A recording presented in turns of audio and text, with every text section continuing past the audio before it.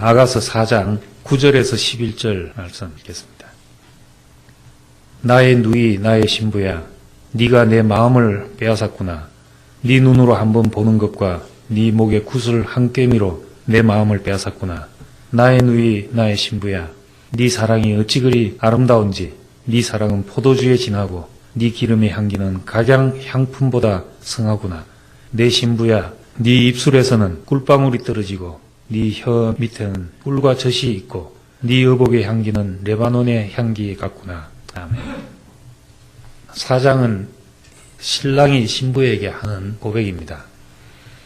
주님이 우리를 보시고 아무 흠이 없다고 말씀하시는 것은 우리 사정을 보고 하시는 말씀이 아니고 주님 자신이 그러한 분이기 때문에 우리를 그렇게 보신다는 겁니다. 주님은 자기의 온전하심 때문에 우리를 온전하게 보시고 자기의 깨끗하심 때문에 우리를 깨끗하게 보시고 또 우리는 그 안에 있으면 필연적으로 그런 사람이 될 수밖에 없습니다. 함께 살자면 그렇게 되지 않으면 우리 자신이 힘들기 때문에 우린 주의 어떠하심처럼 될 수밖에 없습니다. 그래서 주를 향하여 이 소망을 가진 자마다 주의 깨끗하심과 같이 자기를 깨끗게 하느니라. 우리를 흠이 없다고 보고 계시기 때문에 그분 안에서 우리는 흠없는 사람으로 변해가는 것입니다. 나의 누이 나의 신부야 이렇게 말했는데 나의 누이면서 나의 신부가 되는 것, 이건 세상의 육적인 관계를 이야기하는 것이 아니고 참 사랑은 한 생명이라야 한다 하는 걸 말씀드렸습니다. 사람이 제일 사랑하는 것은 자기 생명입니다. 내 생명보다 귀한 것이 없기 때문에 온 천하를 얻고도 내 목숨을 잃으면 무엇이 유익하겠냐, 그렇게 말씀하셨던 겁니다. 사람은 어리석어서 내 생명을 팔아서 소유를 사는 사람도 있지만 내 생명을 주고 살 수 있는 것이 뭐 있겠냐, 온 천하를 준다 해도 내 생명과 바꾸겠냐, 이렇게 말씀하셨던 겁니다. 모든 계명을 함축해서 내 이웃을 내 몸같이 사랑하라, 이 한 말씀에 다 이루었다 말씀했습니다. 그런데 내 몸같이 사랑할 수 있는 것은 내 몸이라야 사랑이 되는 것이지 내 몸이 아닌데 사랑할 수 있는 것이 아닙니다. 사랑하자면 내 몸이라야 가능한 것이라는 겁니다. 그러니까 억지로 내 이웃을 내 몸같이 사랑하려고 애써가지고는 안 하는 것보다 낫겠지만은 그것으로 온전하게 사랑할 수가 없고 내 몸일 때 우리는 저절로 사랑할 수밖에 없습니다. 나의 누이 나의 신부, 정말 나와 한 생명이고 내 사랑하는 자 같으면은 내 마음이 거기에 가 있는 것이 당연한 일인 것입니다. 물론 세상을 사랑해야지, 모든 인류를 사랑해야지 이렇게 나서는 사람들이 있지만은 우린 보통 사람으로서 내 옆에 있는 사람도 다 소화를 못하는 소시민인데 내 몸인 것을 내 몸처럼 사랑한다. 이건 우리가 할 수 있는 일입니다. 한 생명이 될 때 우리는 사랑하자 이런 구호가 필요 없어지고 내 생명이니까, 내 몸이니까 당연히 우리는 사랑하고 당연히 거기에 마음을 뺏기게 되는 것입니다. 주님은 우리를 부르실 때 나를 따라오려거든 자기를 부인하고 제 십자가를 지고 나를 좇으라. 제 목숨을 버리지 않고는 나를 따라올 수 없다. 이런 말을 했습니다. 어떻게 우리 목숨을 버릴 수 있는가? 내 목숨을 버리자면 내 목숨을 바꿀 만한 것이 보여야지 버려지는 겁니다. 주님 자신이 내 생명보다 귀한 것이 되기 때문에 우린 목숨을 버리는데도, 마음이 뺏기는데도 그것이 아깝지가 않고 힘들지 않은 사람이 되는 것입니다. 주님도 마찬가지죠. 주님이 어떻게 우리를 사랑하시는가? 한 생명이 돼야 되는데 자기 자신을 우리에게 주셔서 한 생명이 되게 하셨다는 겁니다. 주님 자신이 내 생명이 돼야 되는데 그러면 내 옛 생명과 주님의 생명이 바꿔져야 되잖아요. 이걸 우리가 새 생명을 얻었다 말하는 겁니다. 그 어떻게 바꿔지느냐?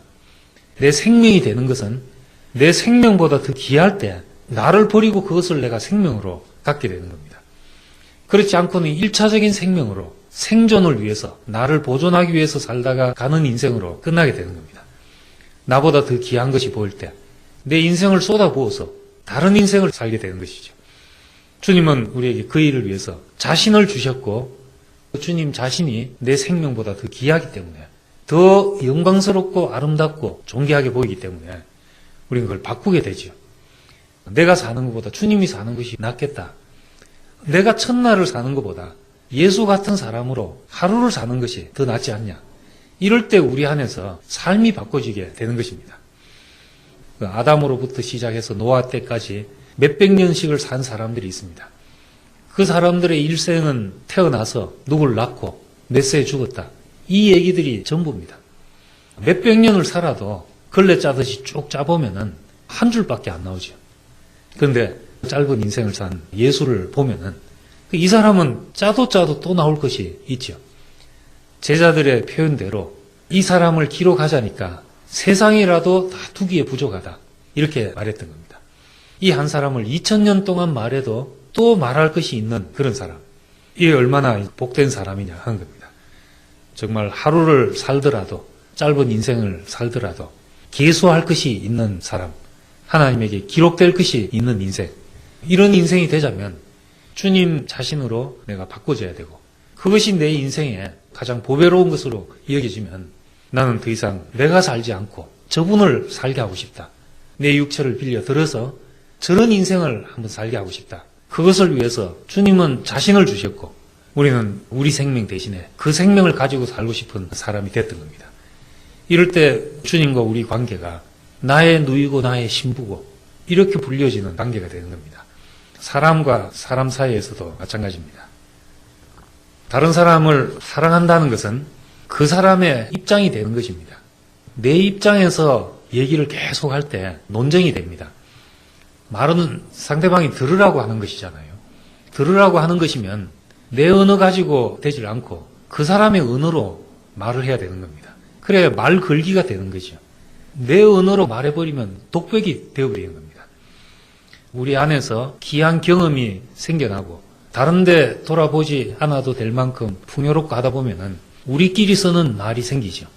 우리끼리는 좋은데 우리끼리 쓰는 말을 가지고 세상 사람들 앞에 그 말을 하면 너무 쉬운 말을 하는데 저 무슨 말을 하는지 모르겠다. 내가 오늘 형제를 많이 먹었습니다. 이러면 식인종인가 이렇게 될 것이라는 거죠. 다른 사람이 알아들을 수 있는 언어로 말해야 되는데 사람이 사랑하게 되면은 그 사람에게 관심이 가게 돼 있습니다. 그럼 그 사람이 하는 말을 듣게 되죠. 관심이 없으면 내 할 말만 딱 생각이 되어 있는 겁니다. 그럼 내 언어로밖에 안 되니까 상대방한테는 외국말로 들려지게 되는 거죠. 깊이 사랑하게 되면 그 사람 말이 들려서 그 사람 언어로 다가가지게 되는 겁니다. 복음이 왜 전하기가 어려운가? 내 언어를 가지고 상대방한테 말하려고 하니까 외국말로밖에 들리지 않잖아요. 유연해지면은 그 사람 언어를 가지고 말할 수 있게 되는 겁니다. 그 사람의 언어로 할 수 있는 것이 배려고 사랑이죠. 9절에 네가 내 마음을 빼앗았구나. 내 눈으로 한번 보는 것과 네 목의 구슬 한 깨미로 내 마음을 빼앗았구나. 눈으로 한번 보는 것이 내 마음을 빼앗았다. 한번 본다는 것이 참 중요합니다. 토론토에서 2시간 거리에 있는 학생들하고 만나서 말씀을 하는데 아름답고 영광스럽게 보여진 사람을 얘기하고 있는 겁니다. 듣는 사람은 내가 말하는 그 사람을 보면은 완전하게 듣는 것인데 말을 들으니까 말 가지고 토론이 진행이 되거든요. 보는 게 참 힘들구나. 백문이 불일견이라고 100마디 말하는 것보다 한번 보여지는 것이 중요하고 저것이 바로 하나님이 말씀했던 보시기에 심히 아름다웠던 사람, 벌거벗어도 부끄러움이 없었던 사람, 이것이 바로 저런 사람이구나 하고 한번 보여지면은 꼭 성경을 전부 공부하고 하지 않더라도 어느 부분을 봐도 그 사람으로 보여집니다. 예수님도 그 한 어떤 것이 보여졌기 때문에 성경 어디를 봐도 자기로 보여진 것이 내게 대하여 증거한 것이다. 어린 양이 제단에서 드려진 걸 봐도 내 얘기로 보이고 성전을 봐도 내 얘기로 보여진 것이죠. 우선은 이제 말씀을 깊이 들어야 되죠. 그것만 가지고는 밖에서 보이기 전에는 결국은 내가 생각하는 주님의 모습을 만들어내는 거죠. 내가 주님을 사랑한다고 고백해도 내가 만든 형상을 좋아하고 있는 것이지 진짜 주님 자신을 사랑한 것이 아닌 겁니다. 예수를 그래서 버렸던 거죠. 유대인들은 정말 메시아를 기다렸던 사람입니다. 그런데 문제는 그 사람들이 그린 메시아와 눈앞에 나타난 메시아가 달랐던 겁니다. 그래서 한번 보는 것이 중요한 거죠. 실제를 봐야지 내 마음을 빼앗아가고 내 마음이 빼앗겨야 다른 것이 채워져서 혼의 변화가 생겨나는 겁니다. 그리스도를 보게 하는 사람이 있어야 되는 거죠. 우리가 이 세상에 필요하다면 무엇 때문에 필요한 건가? 예수에 대해서 가르치기 위해서 필요하다면 그런 사람들은 세상에 이미 충분히 많지 않겠습니까?